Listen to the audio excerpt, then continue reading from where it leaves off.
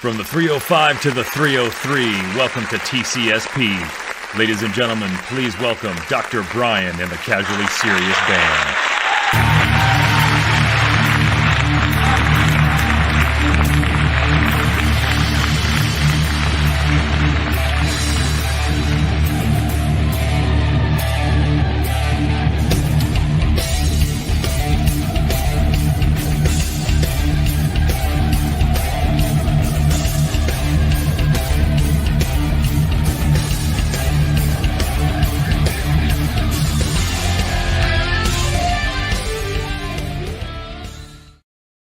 And so Jay says to me, if that was a goat, that's my next wife. Oh, man. That's dude, man. That's something he'd say, too, man. You know? Classic stuff. Classic stuff. Man, indeed. Was that on the air? Did people hear that whole thing? We're live. I guess we're live. All right, we're live. We're live. No one heard a damn thing. How's everybody doing? Welcome back to another TCSP. If you have been living under a rock and not in Iraq, then you might or might not know that one of our very, very close friends passed away, Jay Bednell. God, it's a couple weeks ago, basically. We can say that right now, which I don't understand. But we've been out of commission. We've been going through quite a lot of things since that happened. A lot of you folks joined up with us a couple nights ago for an amazing Horns Up for Jay celebration on Zoom. We had about 60 or 65 people at one point. It was pretty insane. About 10, maybe I'd say about 8 to 10 people were talking and shared some stories, which was pretty awesome. So we want to thank everybody for that.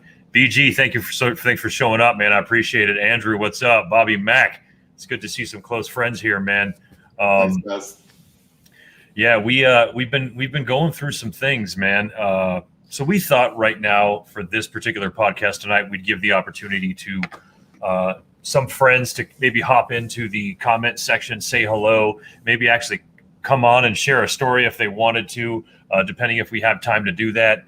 But really what we want to do is sort of share some of the ideas, some of the stages that we're dealing with right now of the obvious grief, and sharing some photos and some videos and stuff like that. So what's going on with you, Ken, man? As if I need to ask. Yeah, no, it's definitely somber, and it's been difficult to process. I keep using that word, process all of this and what's happened. So, we had done the show in a little while because of, being away and everything. And on top of that, obviously with all this, it wasn't on the top of our list, but it is something that is actually therapeutic for us as well. So in a way, this show can hopefully serve to help some folks that want to talk a little bit about this, whether they knew Jay or not.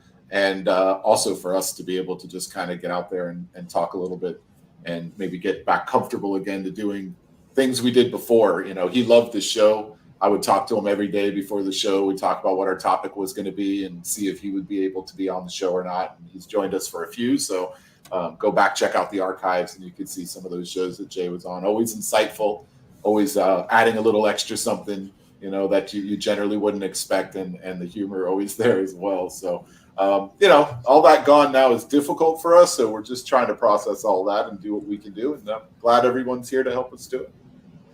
Kelly Townsend, thanks for showing up. God bless you both. She says prayers and thoughts and hugs.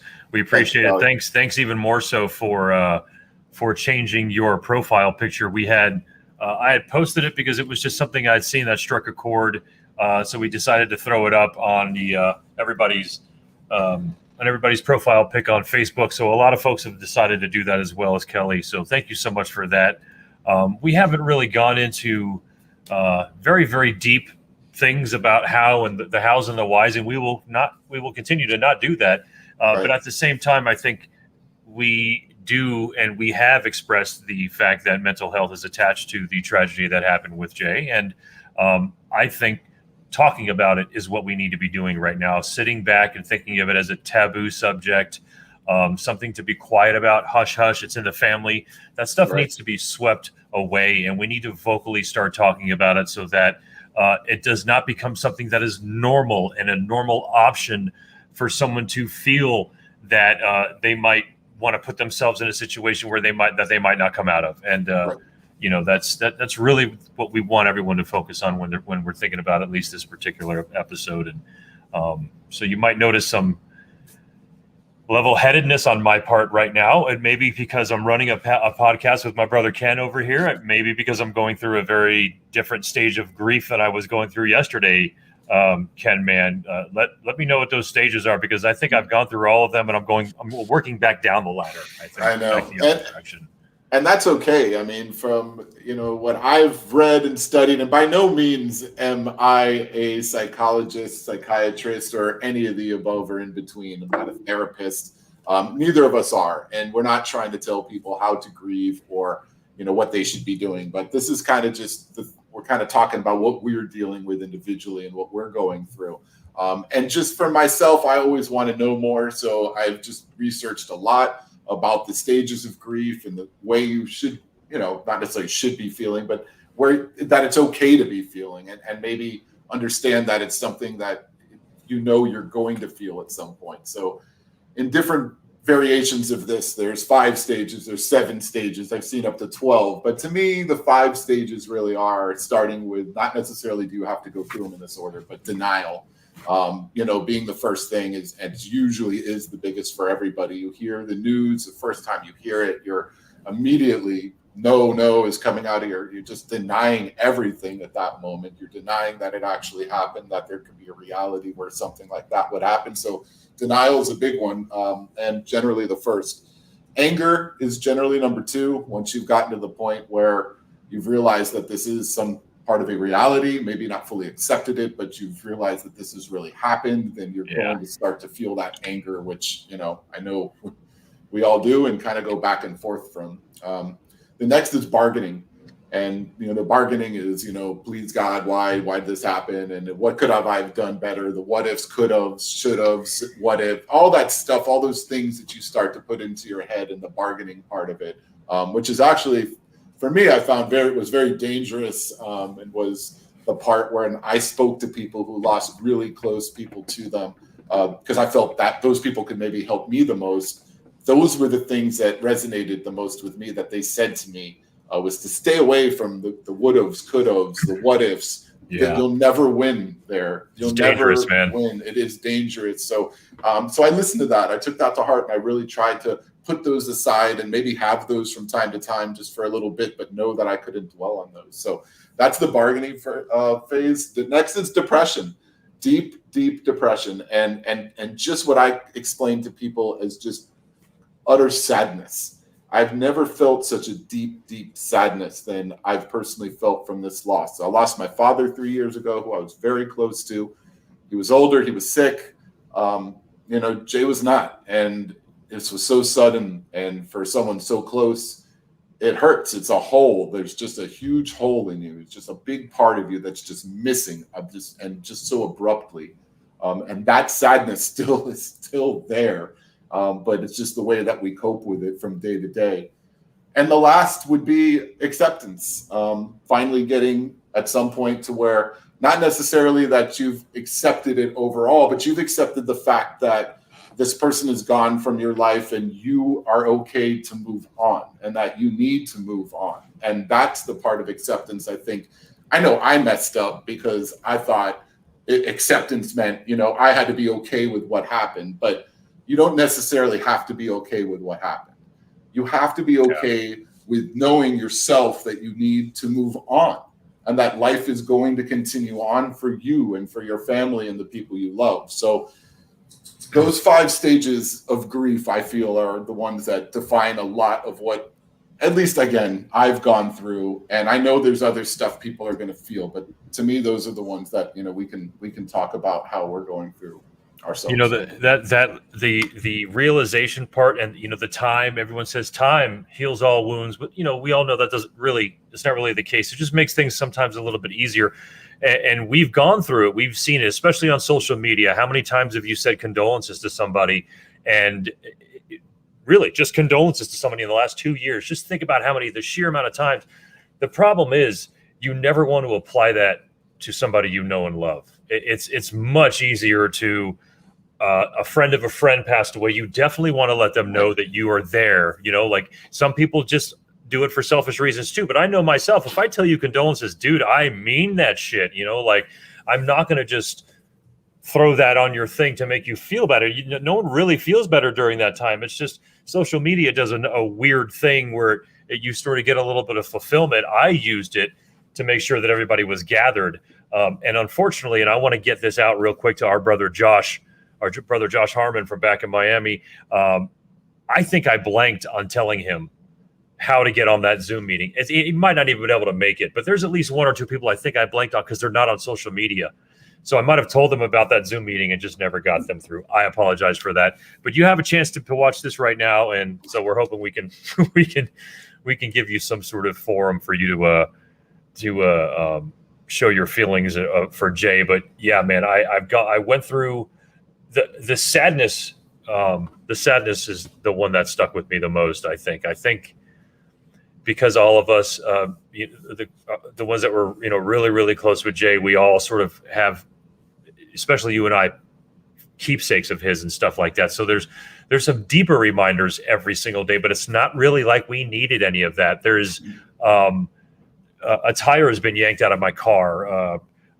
A piece of an appendage is gone on my body is what it feels like. And it feels like there's something, like you said, when we talked a million times, is something is forever altered and forever not right. And we're going to have to get used to that not right somehow. As we all do as humans, man. That's some people don't get past these kinds of things. It's rare that it happens that way, but I can totally understand it, man. The sadness is what crushed me, man. And for my wife, bless her, to sit back and watch me absolutely crying every single day for the last couple of weeks, man. And it's been tough, man. I know it's been tough for you and your family as well, man. So those stages, we run through them all. And you have to, because the worst thing you can do is repress. And the people are going to repress this or feel that they don't need to allow themselves to cry or to be sad or to do so in front of a family member or a friend or someone that maybe is not also crying. I mean, sometimes people don't want to do that because they don't want to upset you further. Like you have to let stuff go. You have to open up. And I think that's really the best of all of this is having friends and having family and people to talk to and people that you can really express your feelings and what you're going through and all of them, so they can be there and do this with you. And to me, that's been, I think, the best, because growing up, I was always as a teenager, and when you think you figure it all out, I always said, I don't need anybody else's help. I've got this. I was taken to many psychologists as a kid, and I wouldn't talk to any of them. I'd walk in and I'd shrug my shoulders or shake my head yes or no. I would never speak a word to them. And I got diagnosed a million different things, but I was just a teenager and I thought I always had everything figured out in my head. But, the truth is you don't. And a lot of times when something like this happens to you, you really, really do start to look inside of yourself a little bit deeper to try to figure out the kind of person you really are and how are you going to handle something like this. And for me, it's been the opposite of repressing feelings. It's been allowing them to come out and to be able to have a friend network and family to be able to do that with. And for people who don't and that are in this situation, I know and understand why you should seek help and counseling, because that is the best way to do this ultimately, is to get it all out. And, I know there's medications, there's things you can take. If some people want to drink or do other things, that's not going to help depression ever. It's only going to make things more difficult for you. So, I mean, I'm not saying there's not certain antidepressants or anti-anxiety medications that when prescribed properly work. There are. I'm not saying that. I'm just saying mostly the hardcore stuff, the stuff you're not supposed to be doing where you're trying to hide stuff. And to me, a little bit, I think even that stuff hides a little bit. Like, you need to be able to grieve. You have to allow your body to feel this and to grieve. Now, if you're going, 6 weeks, 8 weeks, and you're not even able to function like a normal human anymore, then I get it. I'm not able to really pay attention at work. Little things right now don't mean crap to me. I don't really care about so many little things in life, whether it's having to do with work or my personal life. If it's something small, insignificant, it's extremely insignificant to me right now. It just doesn't matter. And I know I'm not going to continue that way. I can't continue that way. I have clients who care about their stupid stuff that I don't care about right now. So, and I'm not a doctor. I'm not trying to save lives. Right? I build swimming pools. So I don't really, if it's not important is the main thing. And that sense of, of just kind of going through life is not great. And I don't want to keep it. And I know it's going to change eventually. But right now and I guess it's a part of an anger stage or one of these stages that we're going through, but talk about it, get it out. That's the biggest thing I think people need to do. 100%. Yeah. We, considering you and I were, this, sort of the first to have to deal with this right away. And then sort of ride that wave of everyone finding this all out. We sort of, cause you flew in the day after finding this happened. Or the day of, was it the day after? I don't know. I feel like you just showed up. I remember very little. Okay, I remember the plane ride, to be honest. Fucking poof, out of thin air. Ken shows up as he is supposed to in this situation. He magically, Genie popped up. But we sort of sprung into action with a lot of things. Anna's family sprung into action with a lot of things. Yes, they did. Making sure not everyone had to feel all these things that we were sort of absorbing in small pieces. And what I think that did was that sort of forced us to not only deal with them, but also deal with the real life repercussions of what happens when someone leaves in this manner. So you can see it in a couple photos that we have, but I want to play something real quick. It's a clip of us riding in Jay's van. Now, everybody knows Jay, then they know Van. Jay and Van sort of synonymous. Jay had this beautiful, was it a Chevy van? I didn't even pay attention to that. It is a Chevy van. Chevy van. I feel like that had to be a Chevy van. And it was beautiful, man. Much like the one. Yeah, it still is beautiful. Sorry. Much like the one that he had, I think at 94 or something like that. Yeah, but he took on his road trip. Yeah. Right. That was, I think that was what his aim was with this one. And so we had to do a couple things, and one of them was actually drive that van. We didn't have to drive the van. But we chose to. So we drove the van to Jay's truck, and we made a crazy little video in the meantime. And I just thought maybe you could sort of see the bags under my eyes and the way I'm nervously stroking my beard in this video that I'm dealing with some stress. So I don't know why I chose to do this video right now, but we're cruising in Jay's van to go to his terminal to I guess see what he's got in his truck. I'm gonna find a lot of condoms, I think, just from his hand. But anyway, I just wanted to take a video of this badass van he's got. It's a badass van. It's a badass van, and I got the N64 from it, so I'm very grateful for that. Jay knew right away I was a vidhead, so. But anyway, no gaming in the back. No gaming in the back. Chuck's back there bored as shit, dude. He's just so bored. But anyway, just wanted to shoot this. We miss you, Jay. Love you. Chuck, shout out to Chuck, man. Chuck was boots on ground pretty much that same damn day too, as well as John, man. Yeah, it was tough, man. Good stuff, man. I know that was hard. I didn't even remember a lot of that. I'll be honest with you. That was all such a fog. All of that was. That's what I mean. It was very much an autopilot thing, and we were driving, and that van eventually was just filled with Jay's stuff that we got out of the storage unit, and you drove all that down Florida. And it's all here. Y'all can't see it right now, but one day I'll take pictures and post them. That's kind of crazy that we were able to actually have that happen. Good gosh. Yes, it was. What else you got? So you got some other crazy pictures of Jay out there? I have some crazy pictures. We're gonna bring someone in, and we're gonna VIP pop this now. Hey, John. My apologies off right away. I just want to tell Gina I apologize. I just saw John pop and I had to bring him in. That was not at all what I expected to happen. I'm sorry. But we had a time zone issue. You said 9:30, and I didn't realize you were talking my time. Anyway, Chicago. That's all right. As I said, this is very loose. It's our podcast, so it's really just people wanted to come on and say some things. That's cool if they did. No big deal. We were going through, as you saw, probably just sort of the stages of grief and how we're handling all that right now. But it's good to see you pop in and say hello.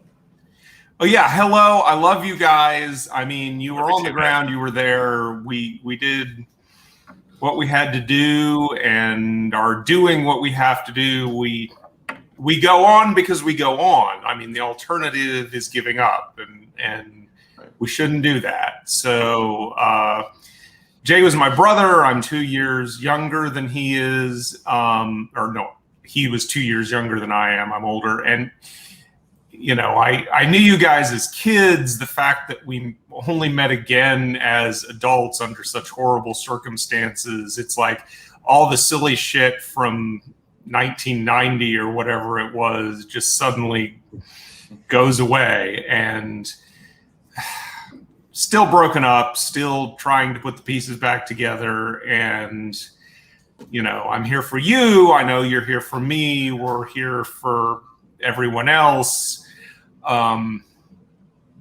It's just, you know, such a waste, because I have never met a human being more loved, with more friends.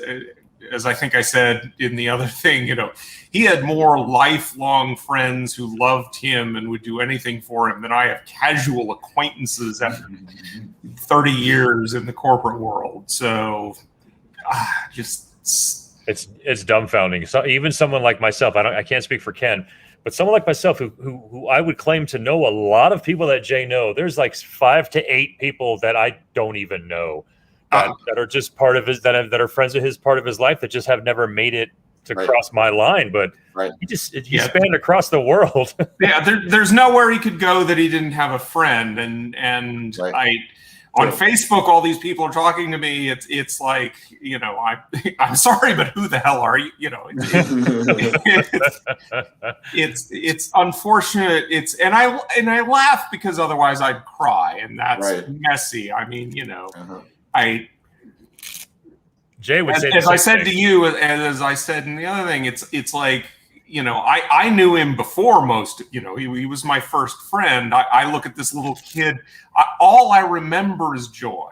I mean, he was just so happy and up for anything, and we'd go anywhere and do anything. And we go on because that's all we can do. That's basically as far as I've gotten. So it's true. It's true. But you know what? Being able to have that amount of time with someone as amazing as Jay, for me, being as close as I was to him, I've made 3 lifetimes of memories with that guy. And to hear the stories of some people that honestly I know, but I didn't know what he meant to them, even as close as we were, there were things that were too personal to share that Jay would never share, not even obviously with his best friend. And for some of those people to share some of those stories just makes me love the guy that much more. He's just such an incredible person. Your brother is just one of the most amazing people, probably the most amazing person I'm going to ever meet in my life. No, and me too. He was the most amazing person I ever met. And I mean, I was a bit jaded because it was like, oh yeah, he was always there. I mean, literally from my first memory to the time, you know, I went to college, and I knew that he had all you guys because he was always surrounded by people, and he was always so loved. So you got to wear him. He wore a tux because of your wedding. I mean, that's the only picture I've ever seen of him in a tuxedo. It's the only one you'll ever see because it's the only tux he's ever worn, and it was. I think he got a haircut especially for that. He like shaved the sides on the dreads and had colored. That's big. And let me tell you how thrilled he was about it. He did, and mostly because I was in meltdown mode, and he was a good brother. Very nice. The bridezilla was not. Yeah, he was not going to have any part of that. It was like, okay. I'll do this right. He had these pranks he wanted to do, but I was like, that is not going to make my Not here, please don't. We're gonna set the main table on fire real quick. No, that's not gonna work, dude. Let's not do that. It was good fun. I was at that wedding. It was beautiful, by the way. It really was. Some of the pictures from that I still have. They're awesome. God, that was a long time ago. Yeah. You said 1990, and I just quickly did that math, and I was like, "Good God, man! Like, I don't even want to talk about that anymore." Actually, I think really, like I was talking to Ken, I had just sort of and not really come to a realization, but just started realizing that we're at that age, the late 40s, 50s, when you start seeing older relatives maybe passing away and things like that, and and we had seen that, and we've seen musicians of an older age pass away and things like that, and that's I guess you sort of say that's sort of like, I don't want to say circle of life, but that's how it happens when you get older. But this one was just a left hook to the jaw of all of us right now, and that's really the hard stuff is dealing with all the grief that we're dealing with, and every different stage, and all coming at one time in my definitely in my life. I imagine yours as well, but. Well, there's this one story, if you'll allow. I'll try to make it brief. But yes, there was this time my parents, it was about 5 years ago, Ed and Jan came up to visit us here in Chicago. Ashton was already in college. Laurel was still in the house. And there was a solar eclipse. It was like September 2000, or lunar eclipse, September, 2016 or something. You could look it up. But anyway, we went to the Adler Planetarium because they were having a watching party for this eclipse, and Dad's into that sort of thing.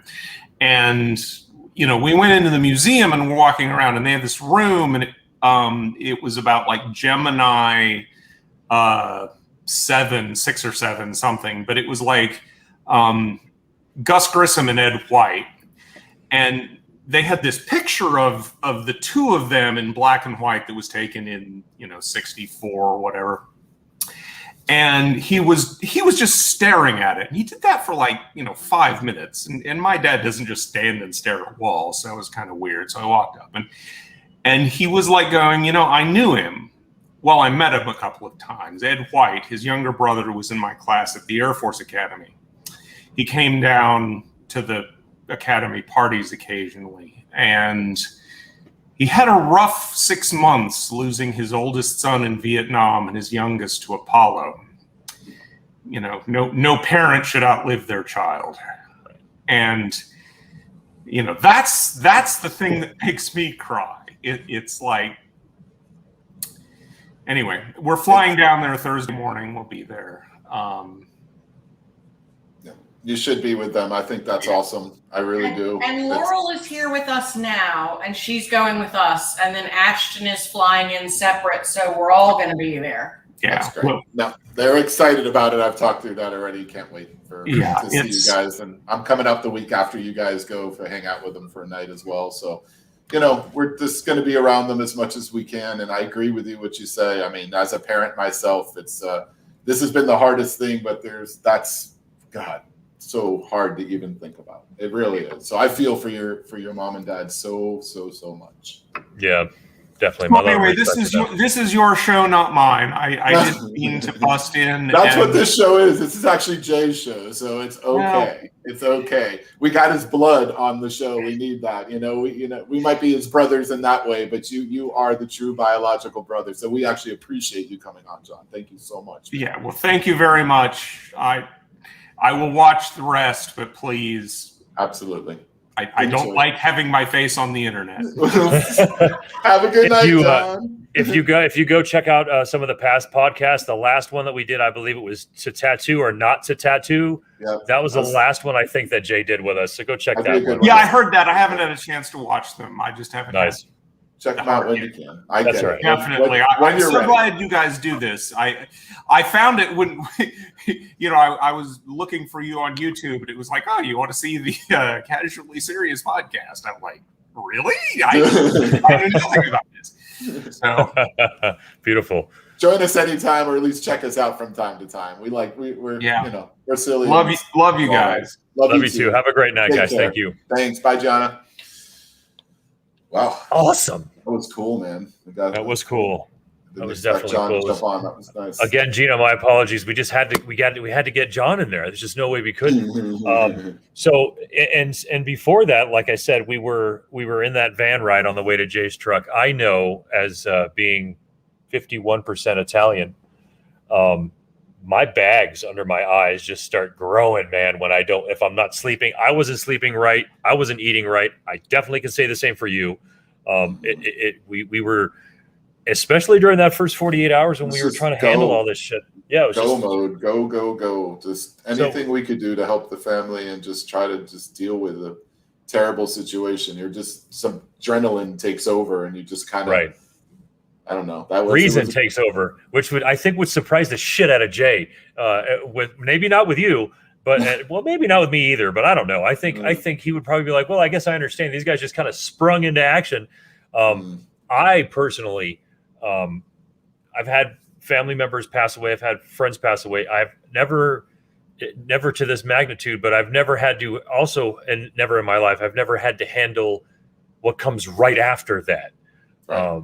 So again, thank you for all you, because unfortunately you did know what you had to do after a death, and because you unfortunately had to deal with it, and a lot of us at this age are starting to have to deal with it. But we drove in Jay's van, and we eventually made it to his truck. So I think, this video right here is us in Jay's truck, where Jay spent a lot of time. I was stoked to be in it, man. I hadn't been in this one. I'd been in a couple.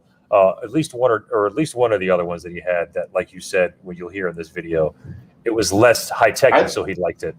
I didn't know you did this. Oh, those are the greatest. What is it? The Vornados? The Honeywell Vornado?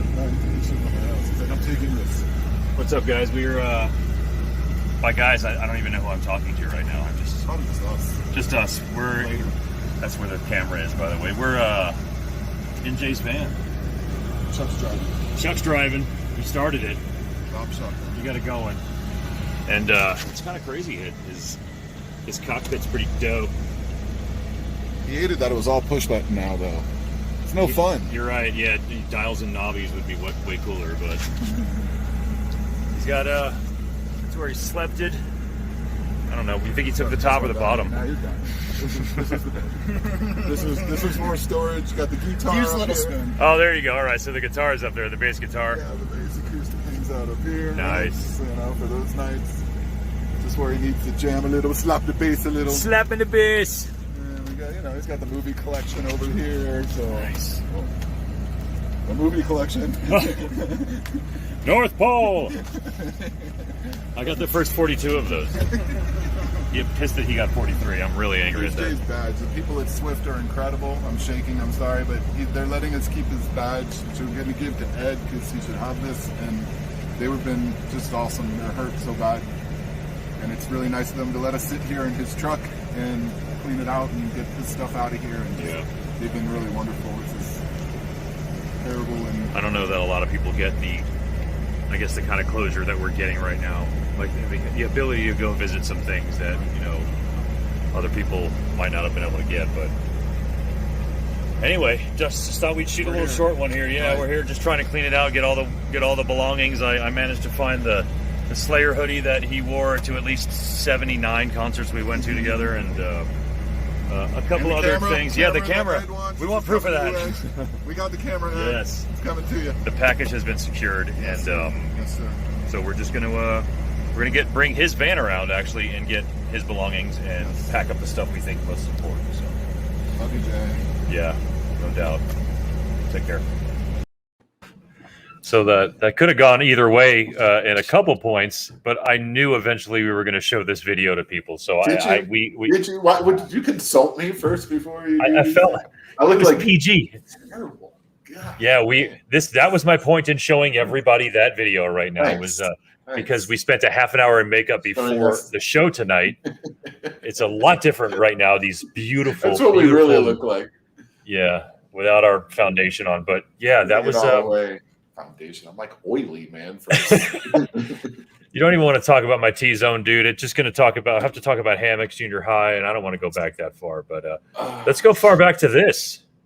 Oh man, that's awesome, dude. Third grade. You can tell Jay's the one with the curly hair. No, I'm just kidding. Obviously, that hair, dude. Third grade, right there. Even had the West Kent Optimist. Fifth grade. You guess who's who on that one? Yeah, that's right. I'm in the flannel. No, Jay's in the flannel.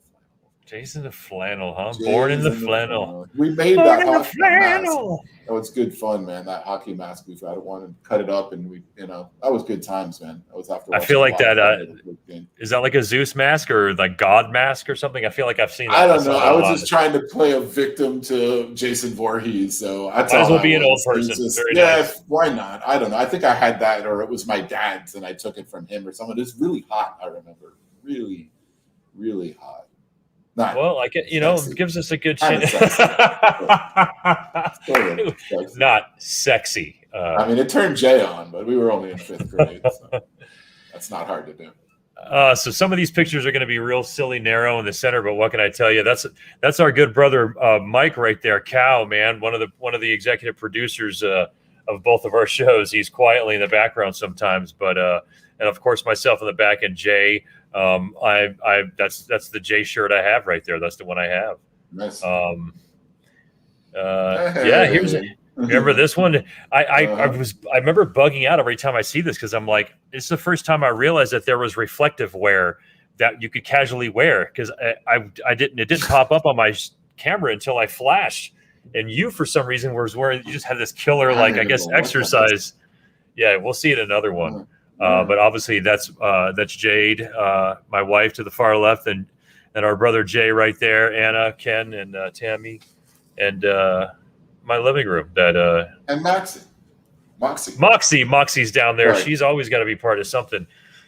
Hey, good God, man! Jay's tats, and that's is I'm gonna be real here, man. There's a lot of crazy shit that goes through your mind. I'm not going to say through your mind. There's a lot of crazy shit that went through my mind as I was coming to the realization that I would no longer see my best friend ever again. And I remember saying on multiple occasions, what a goddamn waste of an amazing, amazing fucking body of work of tattoos he had. That's really what, at some point I was so angry at that for like 15 solid minutes. Like, dude, that was so sick. And you just got fucking Power Slave. And I was just like, I just started getting all pissy about that. But what's this? Do you remember this night? This was in Vegas, actually. This was in Vegas. We snuck away for 24 hours. We were in Denver, and we just took off to Vegas for a maiden show. One of the 87 times we saw the same show, but it didn't matter. It was 24-hour period. This was a fun night. We stayed at the Bellagio, and that's all I remember. We went to a bar, and that's it. After that, I'm not sure what happened, but Jay did stuff that night that made me laugh a lot. Every time we went to Vegas, we laughed a lot. But this was one where it was just the two of us. And a lot of times we met a lot of people, but this was just a little 24-hour, just let's go see Maiden, stay at the Bellagio one night and come back. That was a good time, man. The thing about Jay is if you go to Jay's travels, you'll see a lot of his selfies. He doesn't smile. There's a very large amount of his pictures where he does not. No. He doesn't always smile. But the thing is that when he does smile, it's gigantic, and you can tell he's not pushing that smile. He's not bullshitting that smile. Maybe it's because he had a drink in his hand, but maybe not. There's a lot of times where they got you. He doesn't like his teeth. If you ask him, I always ask him about that. He hated his teeth, so that's why if you posed for a picture, generally it's never going to be with his teeth showing. You'd have to get that in a moment where he's laughing. And there are pictures of Jay. I actually got some today. Anna sent me with his grandson on his lap, basically. Just big smiles on his face. I mean, ear to ear. So it does exist, but the posing shots, there it is again. And again, no teeth for Jay. No teeth for Jay. No teeth for you. No teeth for Jay. I know this is out in front of the Slipknot concert on August 11th. I want to say 2016. I think it was 10 below zero.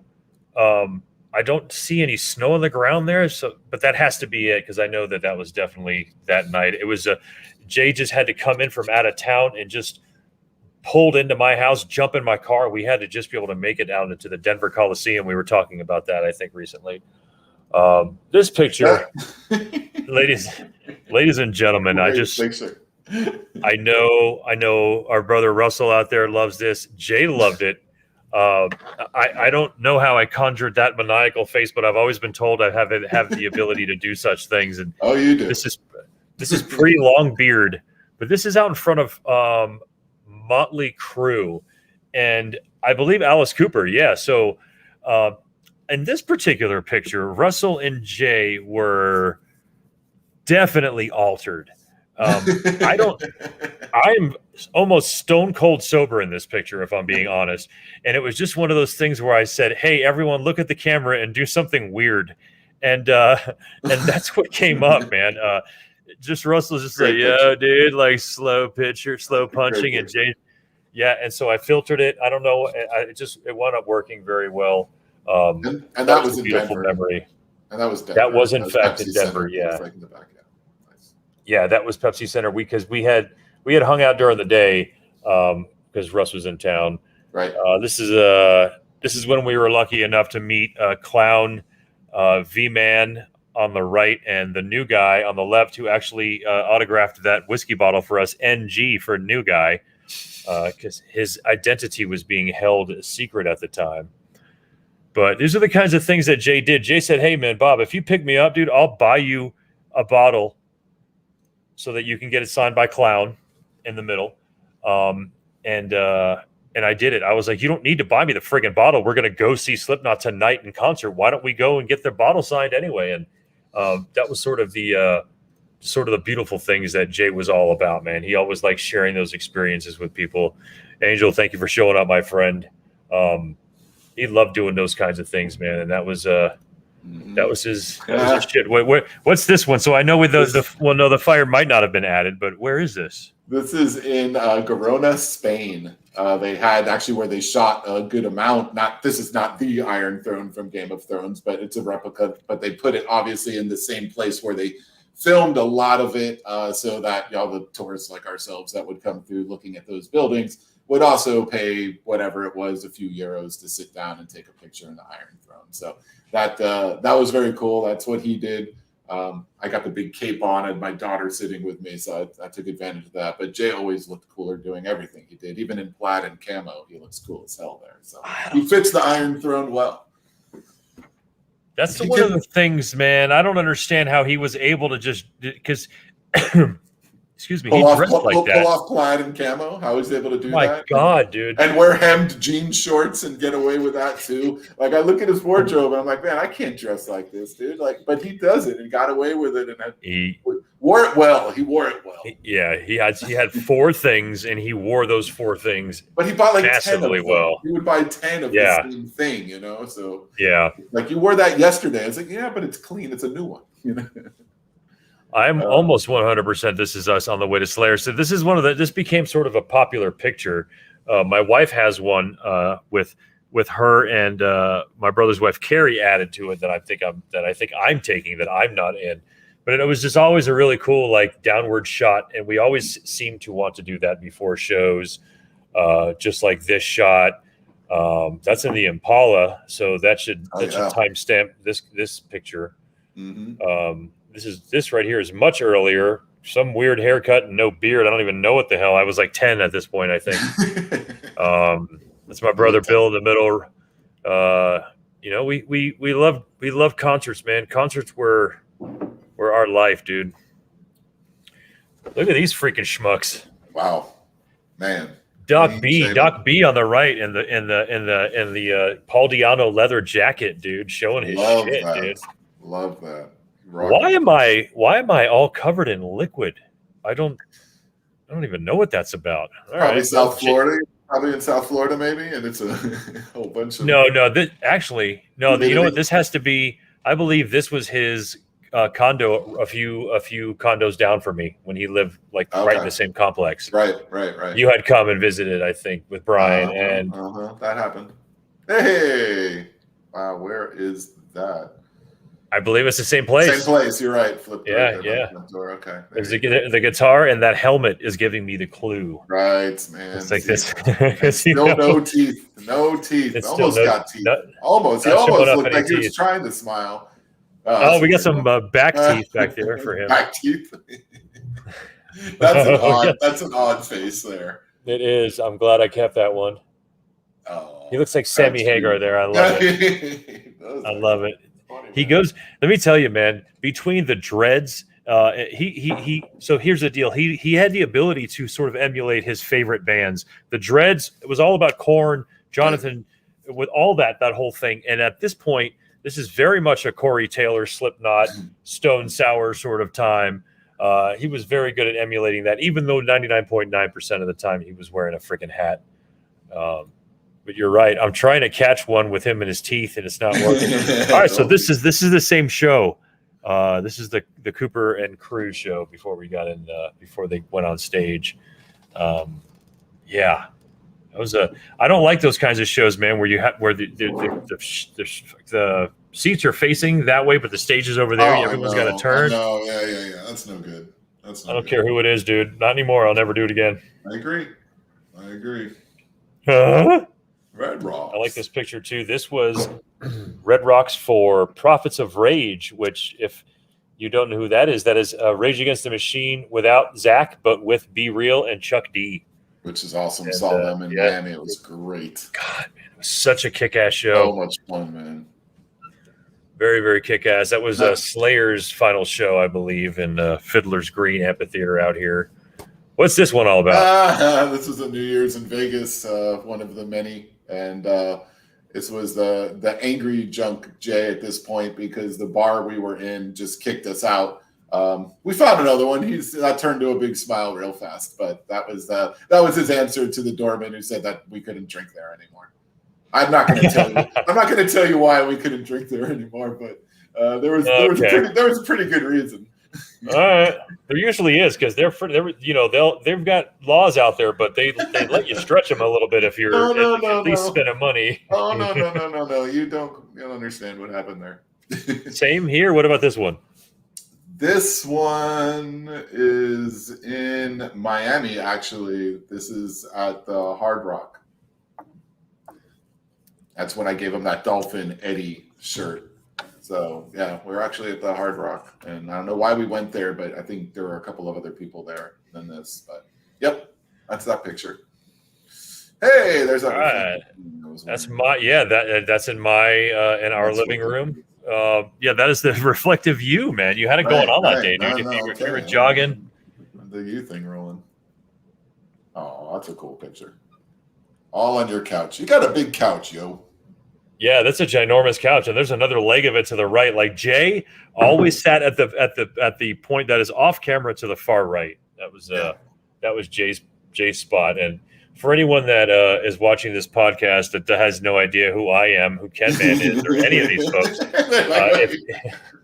if you're doubting that I go far back with this guy, let this picture prove that I do, in fact, go far back with this guy. And I do, unfortunately, at one point had a pair of white jeans that I might or might not have tucked into my Adidas, and I don't give a fudge if you see that right now. I was wearing a badass corduroy rusty hat with a mock friggin' turtleneck on a cruise ship. So there's a small story attached to this. Our brother Jay over there, as you can see, 1990. We were but babies. My father to the right, and Lois, his wife, to the very far right. Very, very nice of them to take us on this cruise. But as soon as we stepped on that cruise ship, and Jay felt a little bit of rock, he said, "Hey, man, I'm not feeling this right now, man. I need to take a Dramamine." So I think he took 2. And we were on a 2-day cruise, and I saw him once the whole time. Yeah, I saw him once. He got up. He ate. I think he talked. I'm not sure.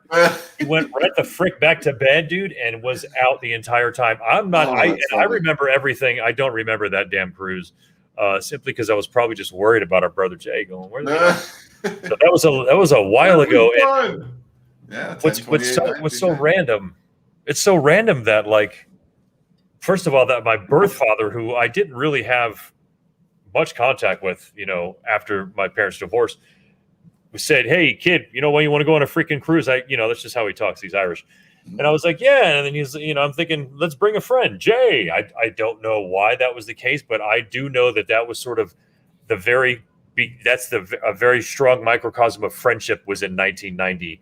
That would have been right around my birthday, 18th birthday, sort of right around, those years were pretty crazy and fun. We started knowing each other a lot, man. Right. Same shot of our brother Cal, Mike, and Jay with that Misfit shirt. Always. What about this one? Wow, this one is taken in Edinburgh, Scotland. We went when we were there. We got in late this night from England, and we were beat. And my wife was like, "I'm going to crash. Why don't you guys just go out if you want?" We had to go find some drinks, so we started to try to find where the best bar would be, and they had this cave bar not far from us. So I was like, "All right, we're walking to this cave bar." So we're walking the streets of Edinburgh, which is, by the way, a fucking awesome city if anyone gets a chance. So we're walking through Edinburgh, and you get to this place, and it's just, you can barely see in the background, but it was all just dimly lit, different colored lights. It was just a cavern. They were everywhere. There was it was just all of these. You could just explore this place, and they were just all over hallways that led to rooms, and some had stages in them. Some were doing poetry, some were doing music, some were showing a movie, and you could just go walk in, whatever. There's a few bars you could go drink in. There might have been enough room to hold 300 people inside of everything in there, maybe 400 people. There were 8 people there that I saw total, including Jay and myself and 2 bartenders. Wow. I mean, there was nobody there. I don't know what night of the week it was or anything. It didn't matter. We thought it was cool as hell. So this was what we did. We just got wasted and staggered home. I don't even remember getting home that night, to be honest, but that was fun. That was a good spot. Edinburgh, Scotland, though. He's got some Trooper beer, Iron Maiden Trooper beer up there in the front. Was that bought and drank there, I guess? That was bought and drank there, and then pretty badass. Yeah, a few other drinks after that. The bartenders were very friendly, and that's where we usually like to go to talk to just normal folks and try to learn about people, Hey, there's the van.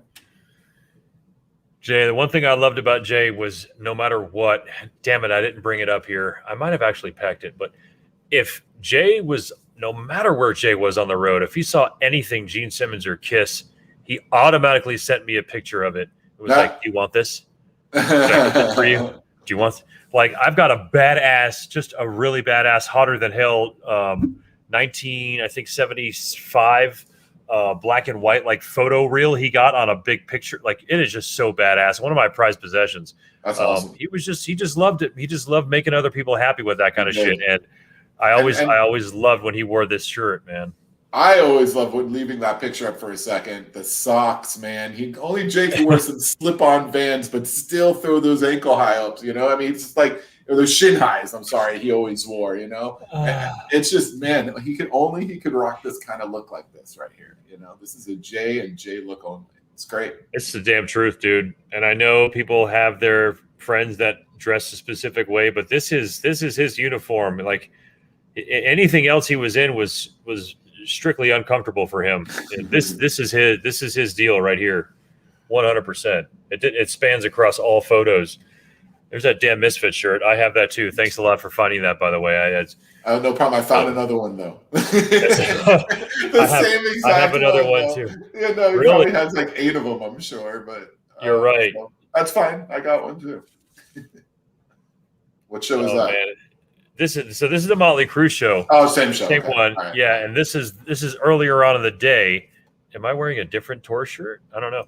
This is earlier on in the day. This is actually this is at a place called CD Mara's. This is just a little bit down the road from where we live out here in Lakewood. Jay got there when it first opened. And really got to know the people, and it became him and Anna's sort of bar. And we went there with Russ that day. He was in town.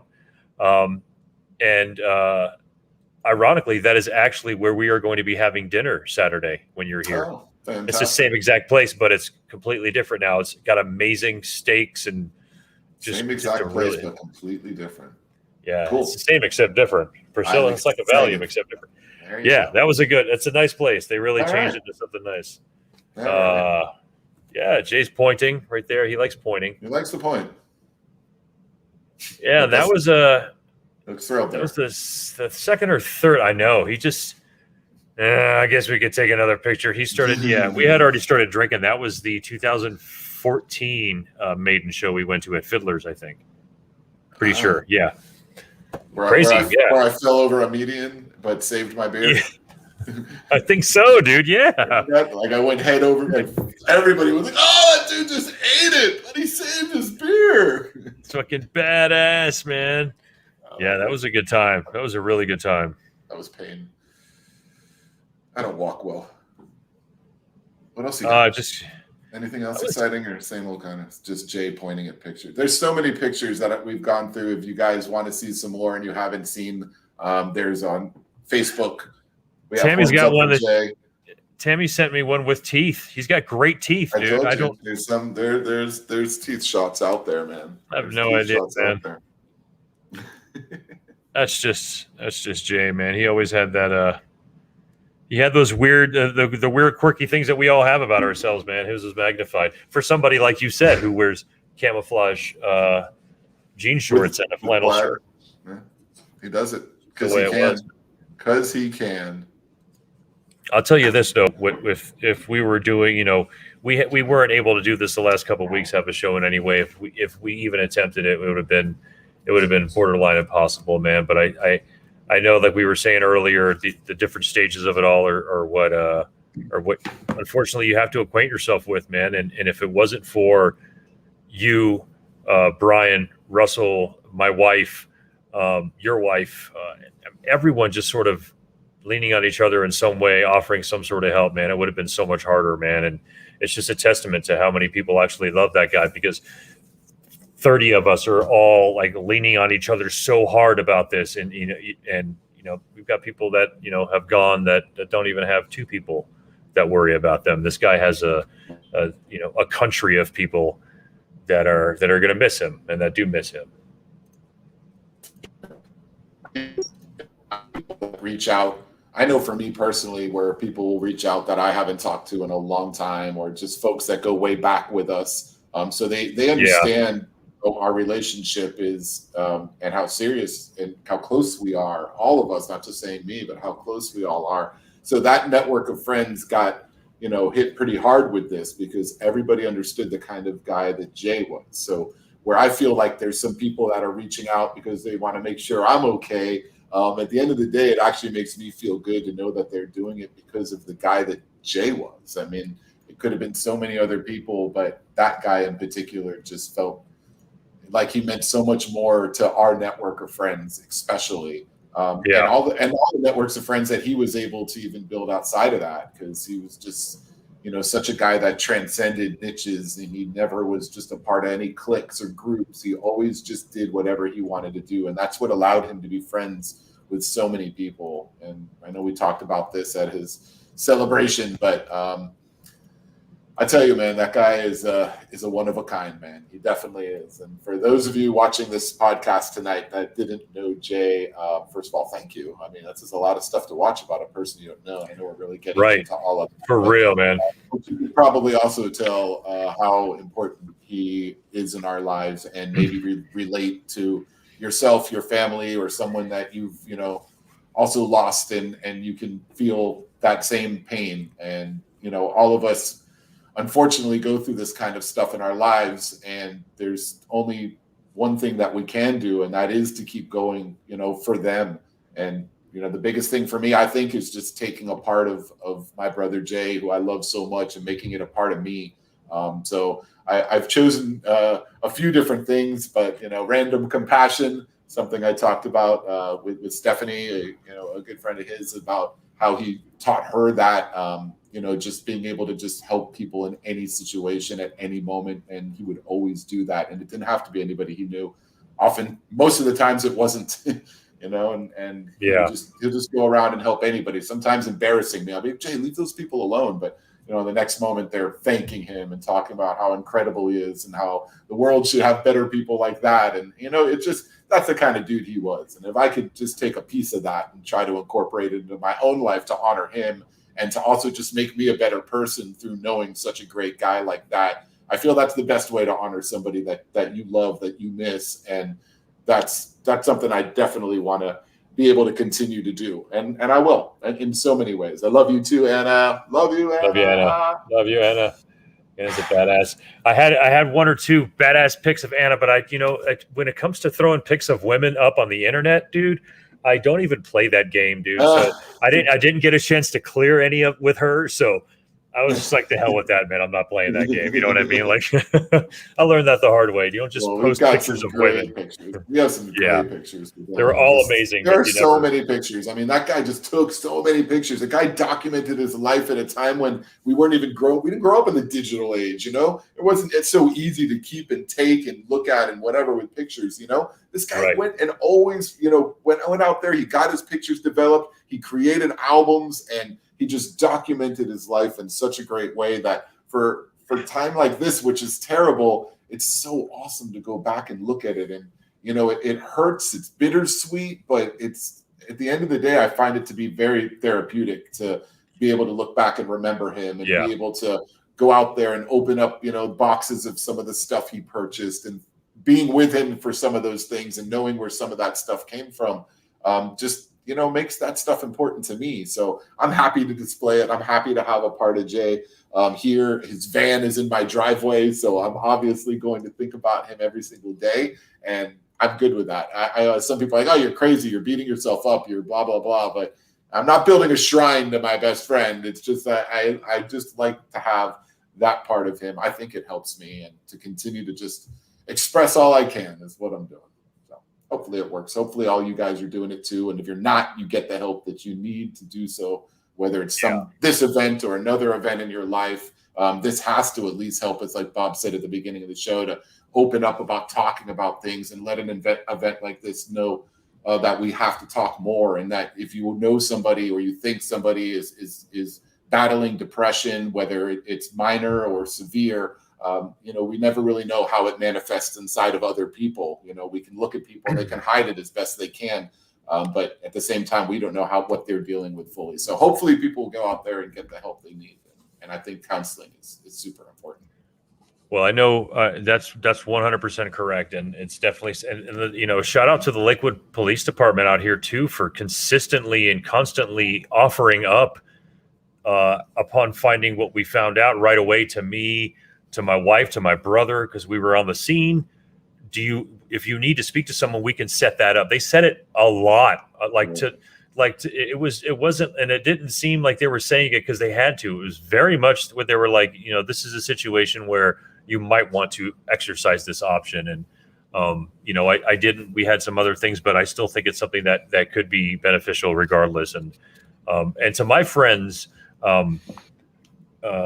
you know, all of our friends that are friends with Jay, if you might be sort of the introvert kind of person, you're going to want to try and break out of that, because I'm going to be checking on you a lot, all of you guys. So all of my friends, what this has shown me is that I never want to lose a friend.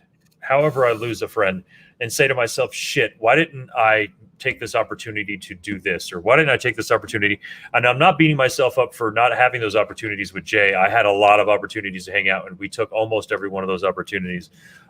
It just made me more so realize that the people that we grew up with, the tight group of people, all of our friends in our life, check on them, talk to them, have conversations that feel that you might not feel are comfortable. Right. If you're close enough, that shit don't matter. It's not like they're going to stop talking to you because you checked on them too much. Right. And you know, I'm not saying that would have helped anything at this point. I'm just saying, if you don't want to go, you don't want to get into a situation where you say, I could have done this, I could have done that. You know, we all love Jay as much as we possibly could. You know, what happened, and it's something we're having to deal with. But if we didn't have each other, it would have been so much harder. And like I said, during that Zoom meeting, a lot of us didn't really need to talk to each other, me, you, or Brian, or Russ, or close friends like even Chuck, because Jay was that guy in the middle that got all the information and passed it to everybody. Right. So all of our secrets, we all freaking know, but nobody else knows any of those damn things. And we all knew each other, and we had respect enough for each other to be like, okay, good. You know, like that's good to know. You know, he would say the good things, the bad things, but at least we all knew what we're up to, because Jay was always that the man on the scene. He was the glue for a lot of our groups, and that goes back to him being not a cliquey person and just hanging out with certain people, knowing so many different parts of groups of people. He was that guy that really did kind of keep everybody together. And I've talked about that with a few of our close friends, but because of geography and life, we've just really not spoken as much as we should. And this has brought us together to where I've had already a couple of conversations with people that, we know we need to do a better job. And there's the excuses of life and the rat race and all of that stuff. That just shouldn't fly. I mean, with anything you want to do in life, man, if you want to do it, you can do it. There's no reason to sit here and try to come up with all these different excuses. But, right now, the most important thing for all of us really individually is just to take care of ourselves, because that's, looking out for each other is important and being there for each other. But we really have to take a serious look at ourselves. And, I'm saying this, and it's funny because I feel like I don't know who I'm talking to. I'm just talking to myself, basically. So again, like I said at the beginning of the show, this is therapeutic in that sense. But maybe there is people out there that feel the same way and are maybe afraid to take that deeper look into their self and try to realize some things and admit some things that may be hard to admit, otherwise, as far as the way you're dealing with things or how you may have thought you would have dealt with them in the past than to how you are dealing with them now. So we change. So at that time, we need to be ready to get help that we need if we can't seek it from our family and friends. 100%. And Jerry Springer said, take care of yourself and each other. And that's a pretty important thing. It was the only thing that he ever said that I remembered, if I'm being honest. But anyway, guys, thanks for hanging out. We had about 25 people hang out with us tonight, KenMan. That was pretty rad. Yeah, a lot of people come, if you were if Ken said, if you don't know us or Jay, fucking thank you, because thank you. All right on, man. Respect. This is come back next week. We'll probably have a different show. We'll have a little bit of a topic going.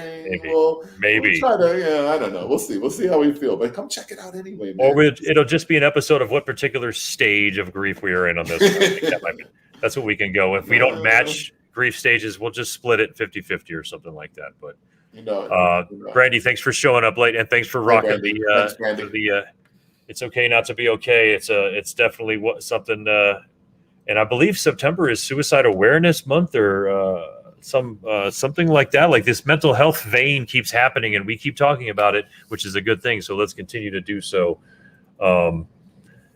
Anyway, KenMan, we're gonna roll out of here. Guys, thanks again for showing up and paying your respects. And we were able to show some funny pictures of Jay and for you to laugh at him a little bit. He would want that. Jay really was the Flavor Flav of our group, and which actually he was Flavor Flav at our lip sync, wasn't he? He really was. Yeah. He didn't even belong. He wasn't even going to the school, and we still snuck him in there to do that. Yeah, it's crazy. We did Bring the Noise, right? Anthrax. That's on videotape. So have it on VHS somewhere. Yeah. I'm still thinking about that VHS of Joe Nathan from back in the day that we have to find, but that's something we can't talk about. We can, right? Laughing gas and going headfirst into the wall. That is some of the greatest video ever. Oh my God, you're right. Well, if we find that, we're going to find a way to get that on the podcast. Now, you've got a VHS now. We're going to go viral. I got a VHS, man. I just got to find the tapes. All right, guys. Thanks for hanging out. Love you, Jay. Love you, Jay. Horns up, man. Thank you so much for all you did for us in our lives. And we got people commenting right here. Brandon says you did Ken's hair for that show. All right on. It was perfect. Yes, absolutely. I just wanted to make sure everybody gets their hellos in. All right, folks, we're out of here. Thanks for hanging out with us. Thank you, guys. Appreciate it. The Casually Serious Podcast. We love you. And great week. Yeah, have a great week, guys.